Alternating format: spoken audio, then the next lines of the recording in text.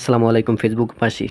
আজকে আপনাদের দেখাবো ভোলা জেলার নদীর পাড়ে ছোট ছোট বাচ্চারা কিভাবে মাছ ধরে। এই ছোট ছোট বাচ্চারা নদীর জোয়ার এবং বাটার সাথে অ্যাডজাস্ট করে এই জালগুলো পাতে।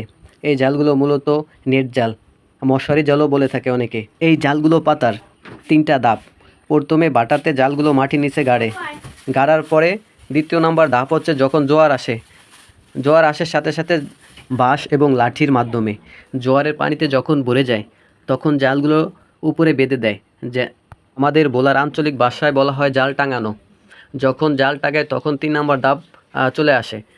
জোয়ার শেষে যখন নদীতে বাটা লাগে, অর্থাৎ যখন পানি কমা ধরে, আস্তে আস্তে পানি যায় পানির নিচে, মাছ যতগুলা মাছ উপরে ওঠে আদার খাওয়ার জন্য সব মাছ পানির সাথে সাথে জালের নিচে কষে চলে যায়। এখন আপনারা ভিডিওতে দেখতে পাচ্ছেন যে কোদালের মাধ্যমে মাটি গর্ত করা হয়। এই গর্তর ভিতরে জালের নিচের অংশ দেওয়া হবে, যাতে করে যখন পানি ওঠে, যখন উপরে জোয়ারের পানি ওঠে তখন জালগুলো যেন নিচ থেকে না চলে যায়। তার জন্য মাটি দিয়ে শক্তভাবে আটকে রাখার পরে যখন জোয়ার আসবে তখন জালগুলো বাঁশ এবং বিভিন্ন লাঠির দ্বারা টাঙিয়ে দেওয়া হবে, যাতে করে মাছগুলো এই জালের ভিতরে থেকে যায়। এটা হচ্ছে এই জাল টাঙানোর প্রথম ধাপ। দেখতে পাচ্ছেন সম্পূর্ণ জাল, যতটা জাল দিবে ততটাই নিচের মাটিতে দিয়ে দিবে। এটা হলো প্রথম ধাপ।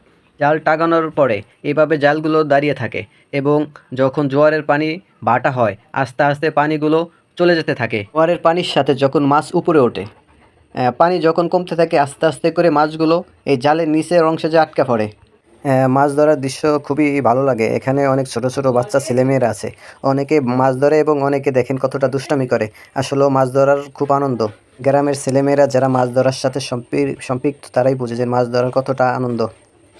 এই জালগুলোতে বিভিন্ন প্রকার নদীর এবং সামুদ্রিক মাছ পায়, যেমন চিংড়ি, বোয়াল, কাতল এবং অনেক প্রকার নদীর মাছ, এবং অনেক সময় বড় বড় ইলিশও পাওয়া যায়। অনেক সময় বোয়াল, তারপর নদীর অনেক মাছ আছে, এগুলা পায়। যখন মাছ ধরা শেষ হয়ে যায় তখন জালগুলোকে এই জায়গা থেকে যে লাঠি দিয়ে বেঁধে রাখে, লাঠির বাঁধগুলো ছুটে জালগুলো নিয়ে যায় এবং আবার অন্য কোথাও, আবার অন্য নতুন জায়গায় জালগুলো আবার এরকম টাঙায়। এক জায়গায় একাধিকবার জাল টাঙায় না। আমাদের ভোলা জেলাতে এই জালগুলো দিয়ে যারা মাছ ধরেন তারা একটা চর সিলেক্ট করেন, ওই চরটা পুরো চারপাশ এই জালগুলো দিয়ে ঘিরে ফেলে, এবং যখন মাছ নদী থেকেই ঝড়ের সময় ওঠে তখন জালগুলো দাঁড়া করিয়ে রাখে, এবং যখন পানি নেমে যায় তখন মাছগুলো ধরেন। এই জালে সামুদ্রিক অনেক মাছ ধরা পড়ে, ছোট বড় যেই প্রকার মাছ হোক না কেন। এই জালে যেই মাছ ধরা পড়ে কোনো মাছই এই জাল থেকে বের হয়ে যেতে পারে না। খুব ভালো লাগে এই সময়টা। ধন্যবাদ সবাইকে যারা ভিডিওটি দেখছেন, ধন্যবাদ।